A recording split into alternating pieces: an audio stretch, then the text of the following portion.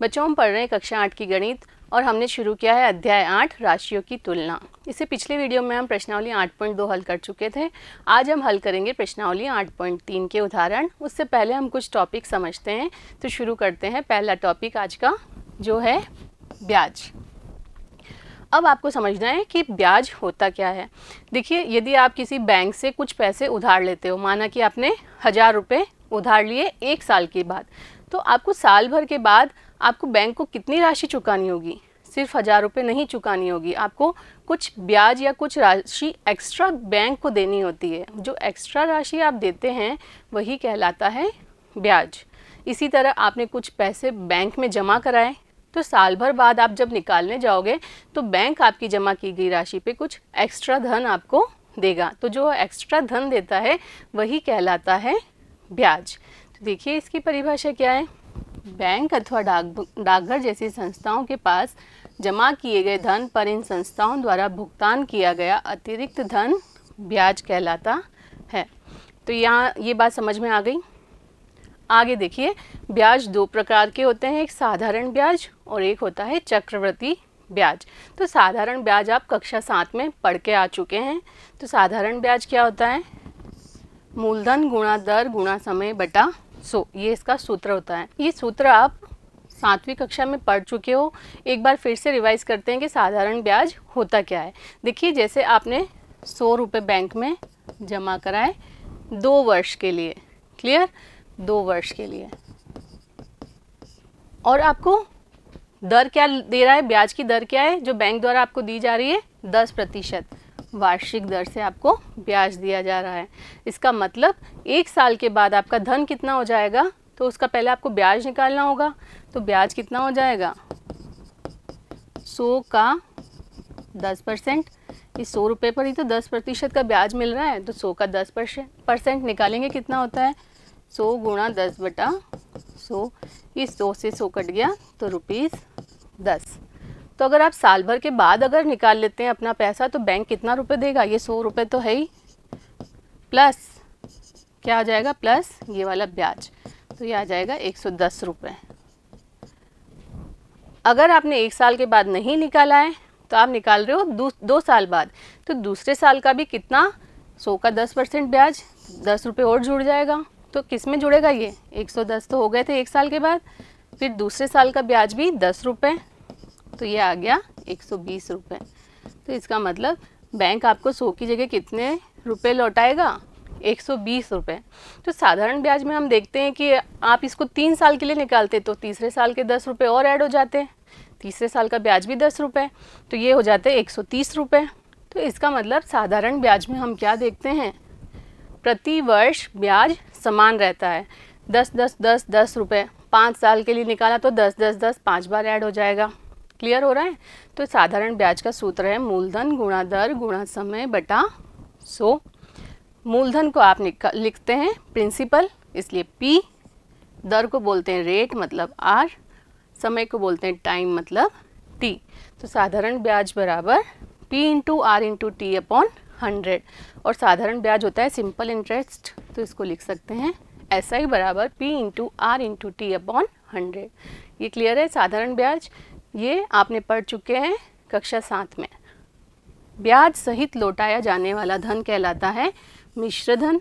मिश्र धन क्या होता है? मूलधन प्लस ब्याज। जो मूलधन है वह तो है ही, इसके साथ क्या जुड़ जाता है? ब्याज। क्लियर है? अब हमको इस अध्याय में पढ़ना है चक्रवृद्धि ब्याज। तो चक्रवृद्धि ब्याज क्या होता है?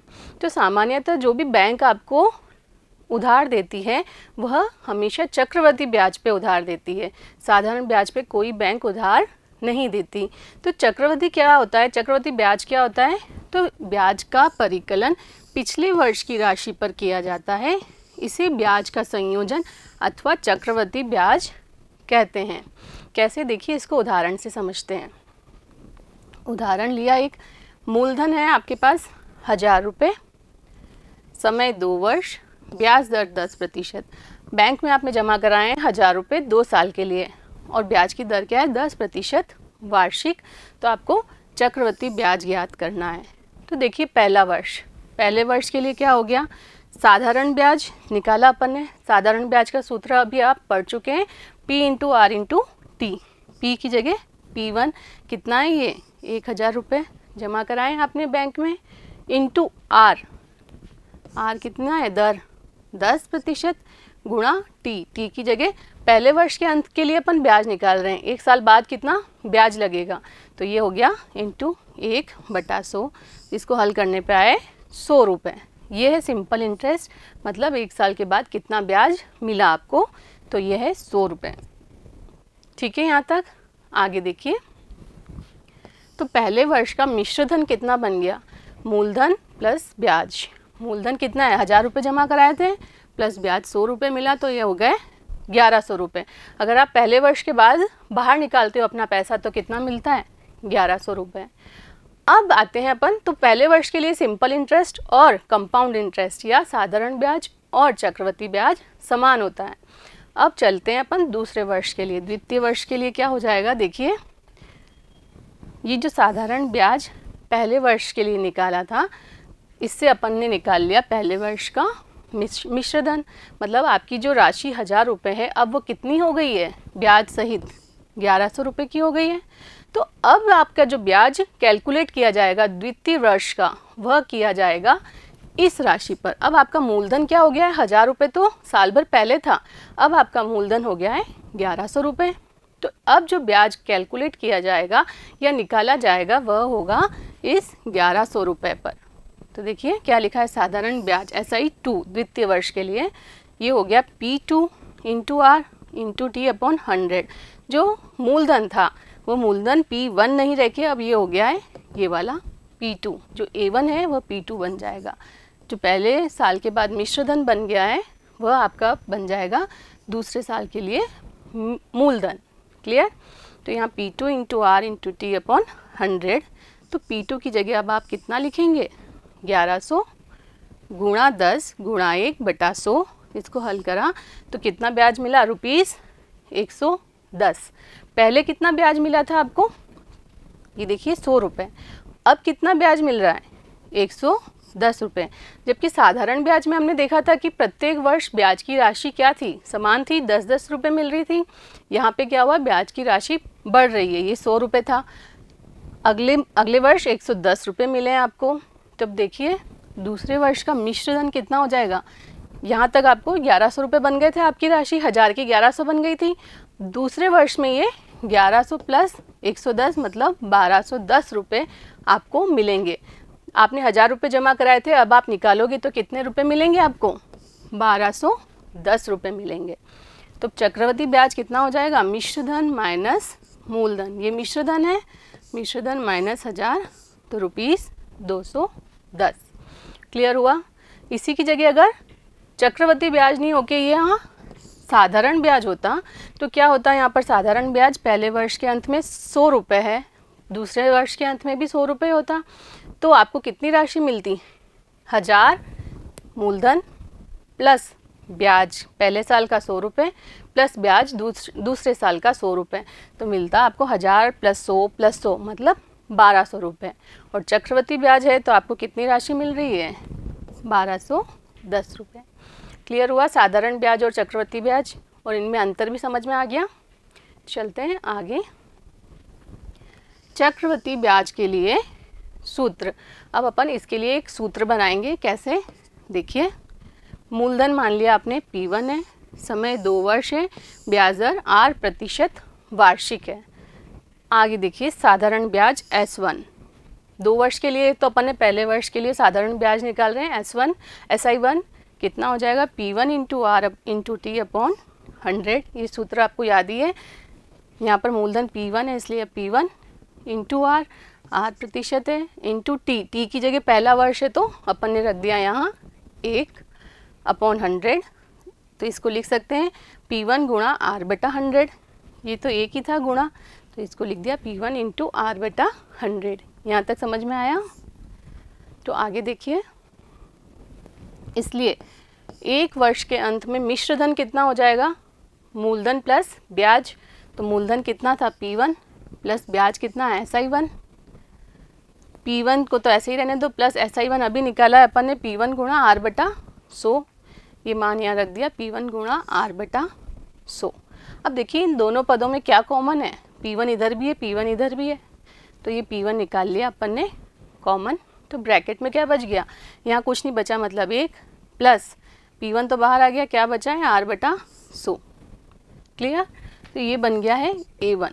तो ये जो A1 है वो दूसरे साल के लिए मूलधन बन जाता है, तो क्या आ जाएगा, ये A1 बराबर P2 बन जाता है। तो जब आपको निकालना है साधारण ब्याज दूसरे साल का SI2, तो क्या लिखते हैं आप, P2 into R into T। तो P2 की जगह क्या हो जाएगा, ये A1, तो क्या लिख दिया, P1 1 प्लस R बटा 100 इंटू R प्रतिशत, दर आपको R प्रतिशत दिए, इंटू T, एक साल के लिए और निकाल रहे हैं, अगले साल के लिए तो एक T की जगह 1 साल बटा 100। यहाँ तक समझ में आया? तो SI2 बराबर क्या हो जाएगा, P1 इंटू R अपॉन 100 लिख दिया, ये P1 R वही बटे में 100, और गुणे में क्या है 1 प्लस R बटा 100। ये क्लियर हुआ? ये कैसे लिखा, P1 R बटा 100 और ये ब्रैकेट में है ही गुणे में 1 प्लस R बटा 100। आगे देखिए A2 क्या है, दूसरे साल के अंत में मिश्र धन, तो कितना हो जाएगा, मूलधन प्लस SI2। मूलधन कितना था, P2 कितना है, ये A1 के बराबर, तो यहाँ लिख दिया P1 1 plus R upon 100 plus SI2 अभी अपन ने निकाला, ये आया, ये पूरा मान रख दिया, ये पूरा मान इसकी जगह रख दिया। अब इन दोनों में क्या कॉमन है, देखिए P1 दोनों जगह 1 plus R upon 100, 1 plus R upon 100 यहाँ भी है, ये कॉमन निकाल लिया। अब यहाँ तो सारा कॉमन में आ गया, तो बच गया 1 प्लस ये वाला प्लस, यहाँ पर क्या बचा है R बटा 100, ये R बटा 100, ठीक है। तो अब आपको A2 मिला कितना, A2 बराबर P1 1 प्लस R बटा 100 दो बार है, तो इसका स्क्वायर लगा दिया। क्लियर हुआ? ये 2 साल के अंत में मिश्र धन निकल रहा है P1 1 प्लस R बटा 100 की पावर 2। ऐसे ही आप तीसरे साल के लिए अगर निकालते हैं तो ये हो जाता A3 बराबर P1 1 प्लस R बटा 100 की पावर 3। ऐसे ही आप n वर्षों के लिए निकालते तो ये हो जाता P1 1 प्लस R बटा 100 पावर n। तो यहाँ से एक सूत्र निकलता है, वह सूत्र है चक्रवृद्धि ब्याज के लिए, सूत्र A बराबर P into 1 plus R upon 100 की पावर n, जहाँ A तो क्या है मिश्रधन, P क्या है मूलधन, R दर है और n समय वर्षों में। तो आपको चक्रवृद्धि ब्याज का ये वाला सूत्र याद रखना है। अब देखिए चक्रवृद्धि ब्याज बराबर क्या हो जाएगा, ये तो आपने निकाला है मिश्रधन, चक्रवृद्धि ब्याज निकालना है तो क्या हो जाएगा मिश्रधन माइनस मूलधन। जो इस सूत्र से मिश्रधन निकलेगा उसमें से आप मूलधन माइनस कर देंगे तो क्या मिल जाएगा आपको चक्रवृद्धि ब्याज। तो आपको ये सब समझना है कि सूत्र निकला कहाँ से, और याद तो आपको ये वाला सूत्र ही रखना है, इससे क्वेश्चन हल होंगे। क्लियर? चलते हैं आगे। देखिए दर का अर्धवार्षिक संयोजन, तो उदाहरण से समझते हैं। देखिए दिनेश ने 10% वार्षिक दर से 2 वर्ष अवधि के लिए 10,000 उधार लिए। यदि ब्याज का संयोजन अर्धवार्षिक होता है तो चक्रवृद्धि ब्याज आपको ज्ञात करना है। यहाँ पर क्या लिखा गया है कि ब्याज का संयोजन अर्धवार्षिक होता है। देखिए ये कैसे करते हैं, ये 2 वर्ष के लिए लिया है तो ये 0, ये 2 वर्ष, इनके बीच में ये आया 1 वर्ष। अर्धवार्षिक संयोजन हो रहा है ब्याज का, तो ये देखिए ये 0, ये अर्धवार्षिक मतलब ये 6 माह हुए, फिर आया 1 साल, 1 साल के बाद आएगा 1.5 साल और फिर 2 वर्ष। तो हर 6-6 महीने के बाद में ब्याज का संयोजन हो रहा है। तो क्या मतलब यहाँ से लेके यहाँ तक 6 माह का आपको निकालना होगा ब्याज, फिर वह ब्याज जुड़ जाएगा मूलधन में। तो यहाँ से आगे के लिए क्या बन जाएगा, जो मिश्रधन यहाँ निकला है वह बन जाएगा मूलधन। फिर आगे के 6 महीने के लिए आपको ब्याज का संयोजन करना होगा, वह ब्याज जो निकलेगा वह मूलधन में जुड़ जाएगा। यहाँ पर जो आपको मिश्रधन मिला था उसमें ये वाला ब्याज जुड़ जाएगा, तो यहाँ पर अलग मूलधन बन जाएगा। फिर ब्याज का कैलकुलेशन करोगे, यहाँ पर अलग मूलधन बन जाएगा, फिर कैलकुलेशन करोगे, यहाँ अलग मूलधन बन जाएगा। क्लियर हो रहा है?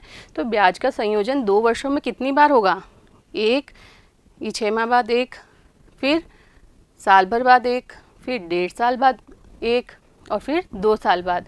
तो मतलब 2 वर्ष में 4 बार आपको निकालना होगा।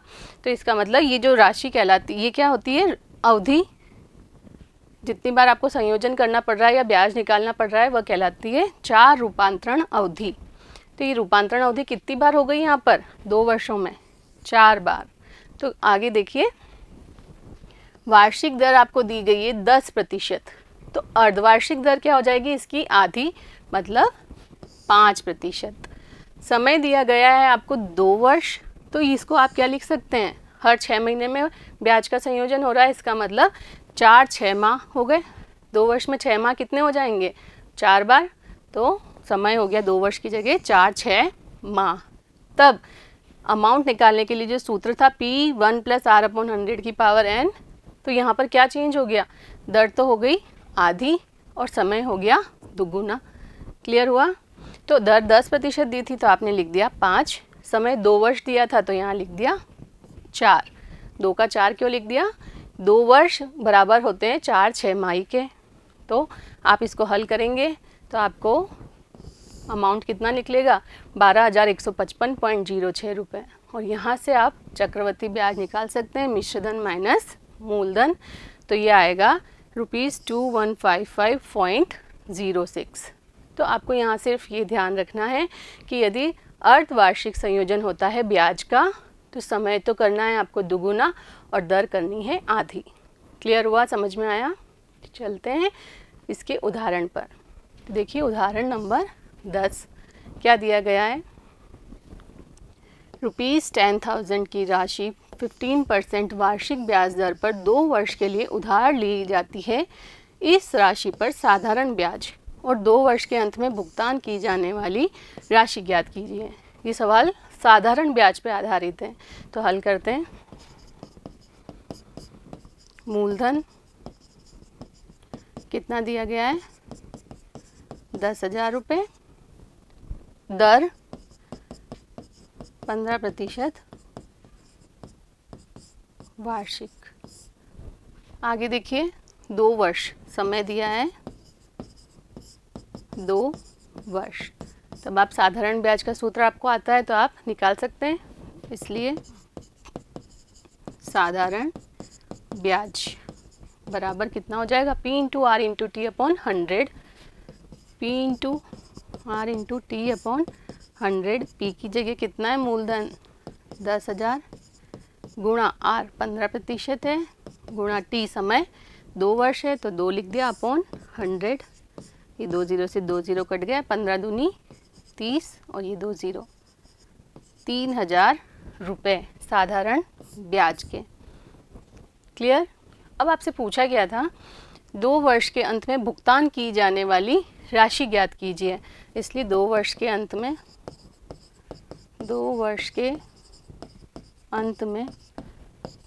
भुगतान की जाने वाली राशि कितनी हो जाएगी, 10,000 में क्या जुड़ जाएगा, 2 साल का साधारण ब्याज कितना निकला है, 3,000, तो कितना हो जाएगा 10,000 + 3,000 13,000। क्लियर हुआ। उदाहरण नंबर 10वां। चलते हैं अगले उदाहरण पर। उदाहरण नंबर 11 देखिए क्या है, रुपीस दिए 12,600 का 2 वर्ष के लिए 10% वार्षिक दर से चक्रवृद्धि ब्याज ज्ञात कीजिए, जबकि ब्याज वार्षिक संयोजित होता है। हल शॉर्ट फॉर्म लिख रहे हैं, P की जगह P लिखेंगे हम, ₹12,600, T आपको दिया गया है 2 वर्ष, R दिया गया है 10%। क्लियर। तो आपको क्या बताना है, ब्याज चक्रवृद्धि ब्याज ज्ञात करना है। तो सबसे पहले तो आप मिश्रधन निकाल रहे हैं, A निकाल रहे हैं। A का सूत्र होता है P1 + R/100 power n। P की जगह आ जाएगा 12,600, 1 + R की जगह 10/100, n की जगह 2। यहाँ तक समझ में आया। तो करते हैं आगे हल। A बराबर देखिए 12,600 तो था ही, एलसीएम ले लेंगे यहाँ पर 100, इसके बटे में कुछ नहीं है तो 1 लिख दिया, 100 में 1 का भाग लगाया तो प्राप्त हुआ 100, 100 गुणा 1 तो ये हो गया 100 प्लस ऊपर यहाँ पर कितना है, 100 में 100 का भाग लगाया तो आया 1, 1 गुणा 10, 10, ये कर दिया स्क्वायर। हल करते हैं, 12,600, ये कितना हो गया 110/100, और ये क्या है स्क्वायर है तो 2 बार लिखना पड़ेगा 110/100। समझ में आया? देखिए आगे कुछ कट रहा है क्या, ये 2 0 से 2 0, ये 1 से 1, तो क्या हो गया 126 गुणा 11 आप जानते ही हैं 121 होते हैं।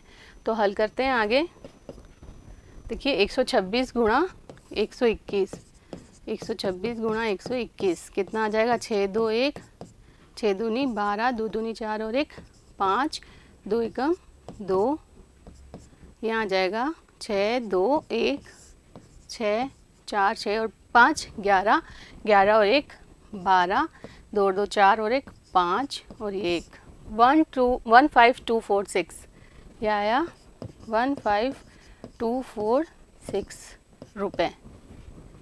क्लियर? और आपको पूछा गया था चक्रवृद्धि ब्याज ज्ञात करना है, तो इसलिए चक्रवृद्धि ब्याज, या क्या लिख सकते हो आप, कंपाउंड इंटरेस्ट CI बराबर कितना हो जाएगा, A माइनस P, मिश्रधन माइनस मूलधन। मिश्रधन कितना है 15,246 माइनस 12,600 मूलधन।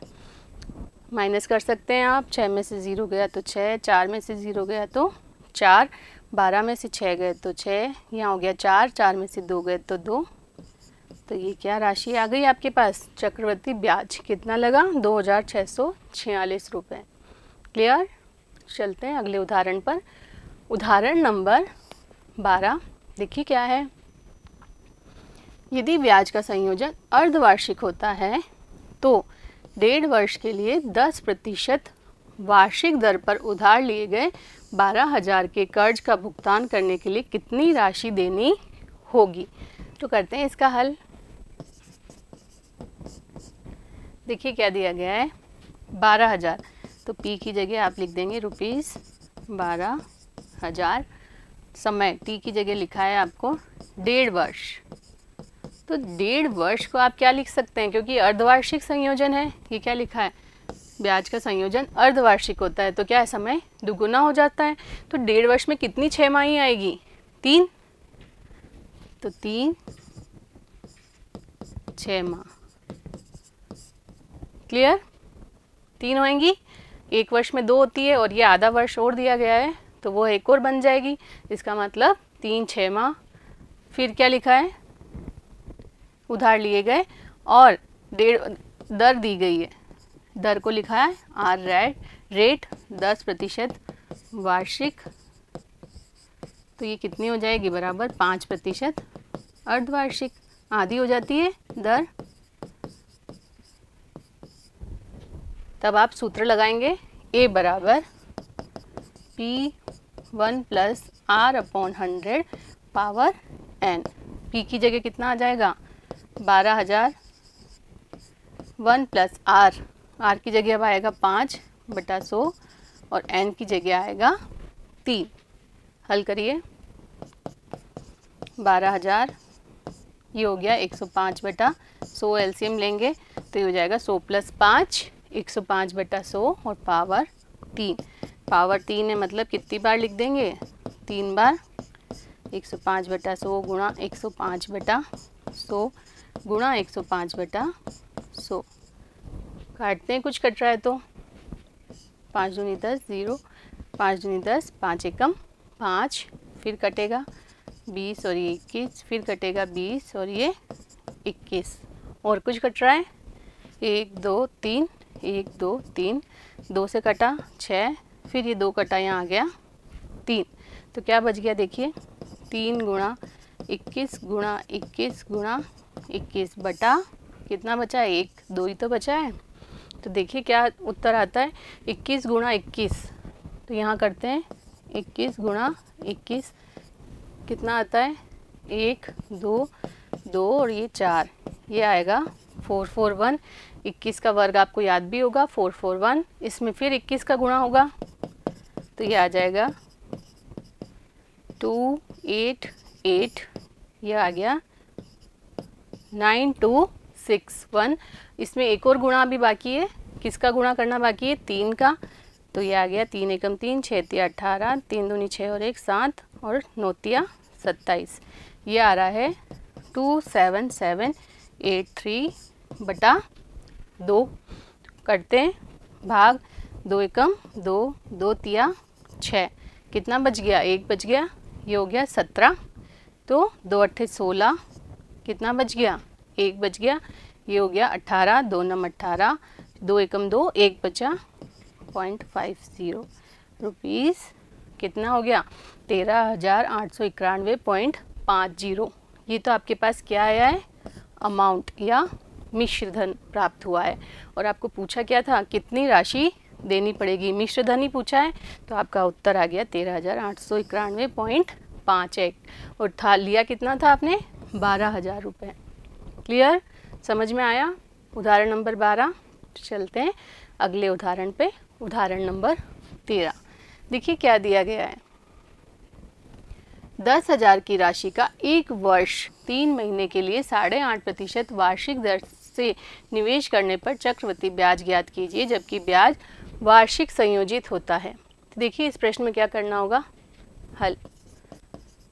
आपको P दे रखा है 10,000 रुपये, समय दिया गया है T, 1 वर्ष और 3 माह। अब इसको पहले तो 3 माह को वर्षों में बदलना होगा। कैसे बदलेंगे? तो देखिए 1 वर्ष तो है ही, 3 माह को लिख सकते हैं 3/12 वर्ष। तो ये कितना हो जाएगा? देखिए 1 वर्ष तो था ही, ये प्लस 3 माह को बदल दिया अपन ने वर्ष में। वर्ष में बदलने के लिए क्या करना होता है? आपको जितने भी माह दिए गए हैं डिवाइडेड बाय 12 करना होता है। क्यों? क्योंकि 1 वर्ष में 12 महीने होते हैं। तो डिवाइड करते हैं, 3 एकम 3, 3 चौक 12। तो कितना आ गया? 1 वर्ष प्लस 1/4 वर्ष। तो इसको क्या लिख सकते हैं? 1 सही 1/4 वर्ष लिख सकते हैं। 1 वर्ष में 1/4 वर्ष भी आपने जोड़ दिया, तो ये आ गया 1 सही 1/4 वर्ष। अब आगे देखिए, आपको आर रेट दी गई है 8.5% वार्षिक। तो ब्याज का संयोजन वार्षिक हो रहा है। अब आप कैसे ज्ञात करेंगे? आपको क्या ज्ञात करना है?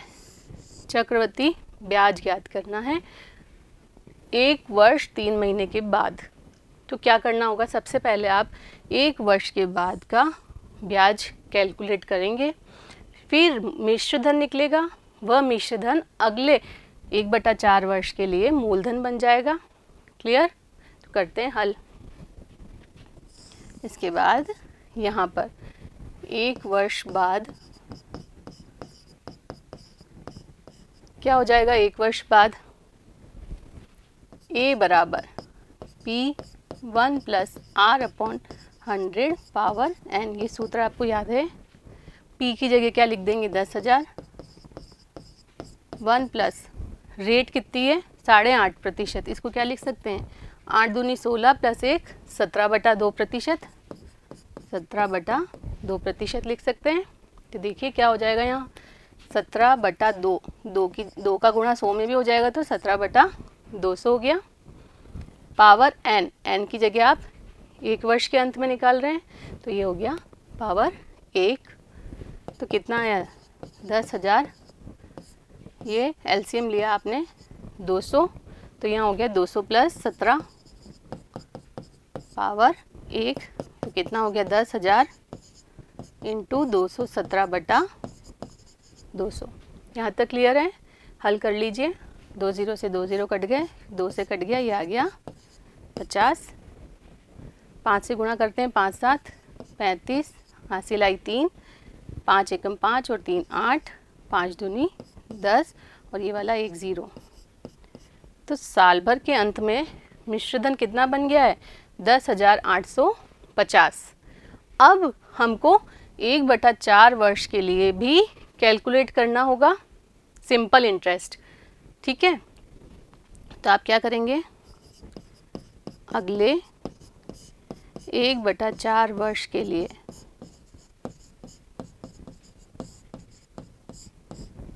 साधारण ब्याज निकाल लेते हैं। तो क्या हो जाएगा? साधारण ब्याज बराबर ये जो आया है मिश्र धन साल भर के बाद, 1 साल के बाद, वह बन जाएगा मूलधन। तो मूलधन की जगह लिखेंगे 10,850। आर रेट कितनी है 17/2 गुणा टाइम समय 1/4 वर्ष है, तो यहाँ लिखेंगे 1 और नीचे आ जाएगा /4 और बटे में 100 तो ये होता ही है सूत्र का, P × R × T/100 होता ही है, तो ये 100 लिख दिया। इसको हल करेंगे तो आपको मिल जाएगा अगले 1/4 वर्ष के लिए ब्याज कितना होगा। तो देखिए हल करते हैं। इसके आगे देखिए कितना है 10850 गुणा 17 बटे में है 4 दूनी 800, तो ये है बटे में 800। इसको हल करते हैं। 1 0 से यहाँ 1 0 कट गया और कुछ कट रहा है 5 से कट रहा है, 5 एकम 5, 3 बचे, यहाँ हो गया 30, 5 छंग 30, फिर 5 से 5 दूनी 10, 5 एकम 5, 3 बचे, ये हो गया 35, 5 7 35। तो ये आ रहा है यहाँ पर 217 गुणा 17 बटा 16।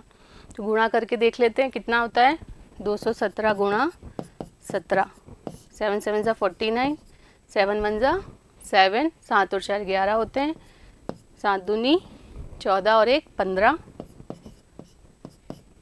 7 1 2 9, 7 और 1 8, 5 और 1 6, 2 और 1 3, 3 6 8 9, ये आ रहा है 3689 डिवाइडेड बाय 16। इसको डिवाइड करना है आपको 16 से, 16 दूनी 32 होता है, बचे 4 और 8, 16 एकम 16, 16 दूनी 32, 16 तिया 48, ये आ गया 48। अब क्या बचा है 9, 9 नहीं जाता तो यहाँ गया 0, तो यहाँ भी लगाया 0, फिर क्या हो जाएगा यहाँ भी डॉट आ जाएगा, 90 लाना है। अब क्या करेंगे 16 पंजे 80 होता है, बच गए 10, 1 0 और आ गया, 16 16 छंग 96, तो लगाया 16 छंग 96 6 का, बस इतना काफ़ी है। तो आपके पास आया 230.56 रुपये। तो ये क्या निकाला है आपने अगले 1/4 वर्ष के लिए साधारण ब्याज, और आपसे पूछा क्या था वर्ष से निवेश करने पर चक्रवृद्धि ब्याज ज्ञात कीजिए, जबकि ब्याज वार्षिक संयोजित होता है। अब यहाँ पर तो आपने ये निकाला है मिश्रधन 1 साल के बाद का, तो यहाँ पर आपको ब्याज की राशि भी निकालनी है। तो देख लीजिए यहाँ पर आगे निकाल लेते हैं। 1 वर्ष के अंत में चक्रवृद्धि ब्याज बराबर कितना हो जाएगा। देखिए जो मिश्रधन निकला था 10,850 माइनस मूलधन 10,000, तो ये कितना आ गया ₹850 रुपये। तो ये तो है 1 साल के बाद ब्याज की राशि, और ये जो निकली है वह है 1/4 वर्ष के बाद ब्याज की राशि। इसलिए आप क्या लिख देंगे, ये आपका रफ वर्क है, इसलिए 1 से 1/4 वर्ष के अंत में चक्रवृद्धि ब्याज बराबर कितना हो जाएगा, ये 850 पहले वर्ष के अंत में प्लस ये 230.56 1/4 वर्ष के अंत में ब्याज की राशि। तो कितना आ जाएगा देखिए, ये 0, 5 और 3 8, 8 और 2 10.56 रुपीज़।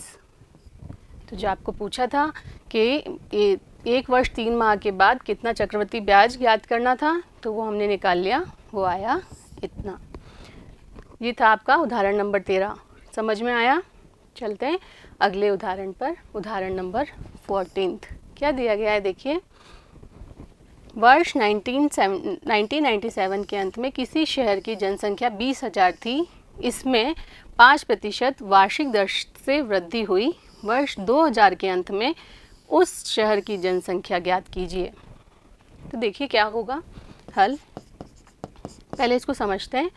1997 के अंत में, मतलब 1998 की स्टार्टिंग में, 1998 की शुरुआत में जनसंख्या कितनी थी? 20,000।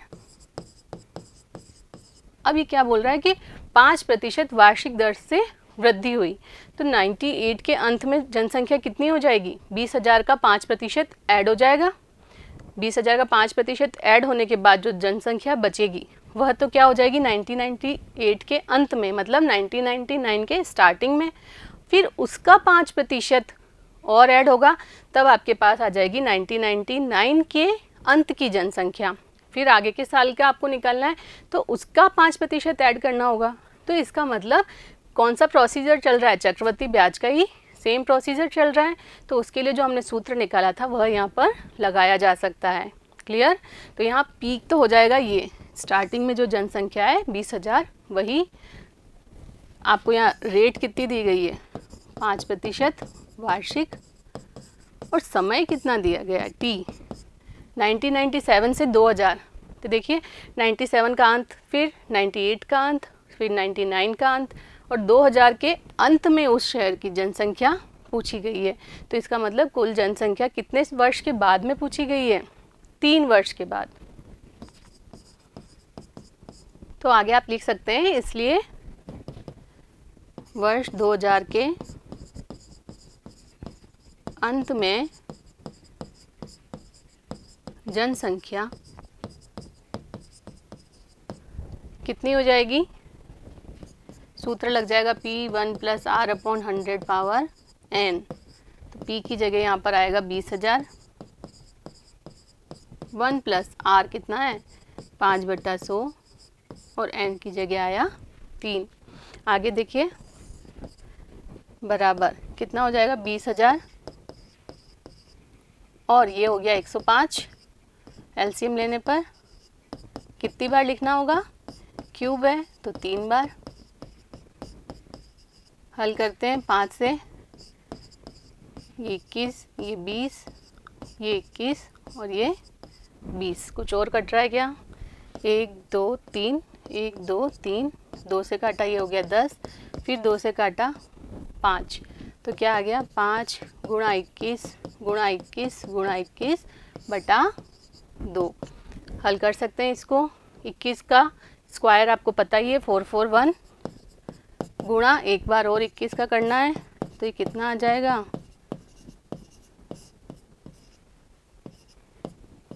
9261। इसमें गुणा और करना है आपको अभी 5 का, 9 5 से 45 और 1 46, तो ये आ रहा है 46305 बटा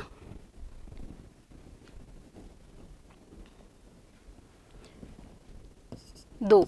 हल कर सकते हैं। देखिए 2 दूनी 4, 2 तिया 6, 2 एकम 2, 2 पंजे 10, 2 दूनी 4, 1 बचा है, 0 लग गया तो 10 हो गया, 2 पंजे 10।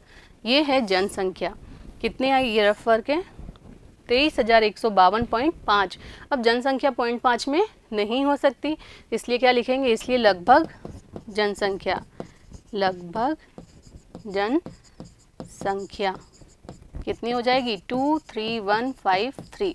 आगे की संख्या लिख देंगे। 0.5 है, 52 के बाद आता है 53, इसलिए हो गया 23,153। क्लियर हुआ? क्योंकि इसमें क्या हो रहा है, जैसे चक्रवृद्धि ब्याज में जुड़ता जाता है उसी तरीके से इसमें जनसंख्या जुड़ती जा रही है, तो इसलिए हमने कौन सा सूत्र लगाया है? चक्रवृद्धि ब्याज वाला सूत्र लगा के जनसंख्या निकाली है। क्लियर? चलते हैं आगे। उदाहरण नंबर 15वां क्या दिया है? देखिए, एक टीवी 21,000 में खरीदा गया, 1 वर्ष पश्चात टीवी के मूल्य में 5% अवमूल्यन हो गया, मतलब 5% की कमी हो गई।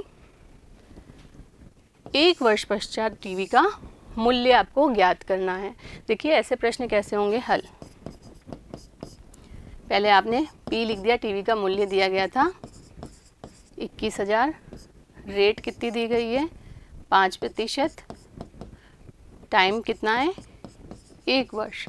अब जब अवमूल्यन होता है या कमी होती है तब आपको क्या करना होता है, सूत्र में एक चेंज करना होता है। देखिए कौन सा चेंज, a बराबर आपने ये पढ़ा है P1 + R/100 पावर n, ये पढ़ा है।